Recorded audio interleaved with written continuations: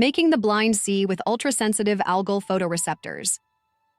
Researchers Dr. Himanshu Bansal, Gaur Pyari, and Professor Sukhdev Roy from Dialbag Educational Institute, Agra, have advanced vision restoration for retinal degeneration using optogenetics.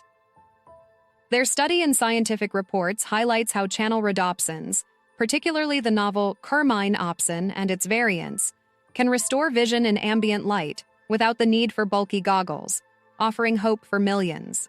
The research addresses challenges in optogenetic vision restoration, which uses light-sensitive proteins to activate retinal nerve cells.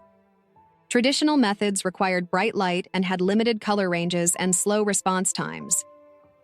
The first successful human trial in 2021 used goggles to deliver light pulses, restoring partial vision.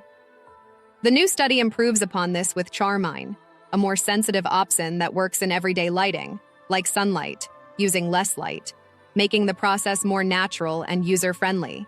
ChRmine's ability to activate nerve cells with minimal light, even lower than a cloudy day's brightness, makes devices using it practical without additional lighting.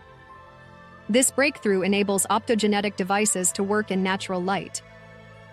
Researchers also developed ChRmine, a faster variant that responds quicker and works across more light colors, enhancing vision restoration by improving color and movement perception. Simulations showed that ChRmine performs better with mixed light, like natural sunlight, compared to devices using narrow light bands.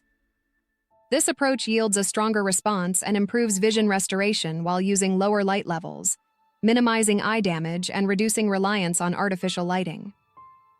Professor Roy highlighted this as a major advancement in optogenetics. Professor Roy's study highlights ChRmine's potential for non-invasive vision restoration, offering high sensitivity, quick reactions, and compatibility with natural light.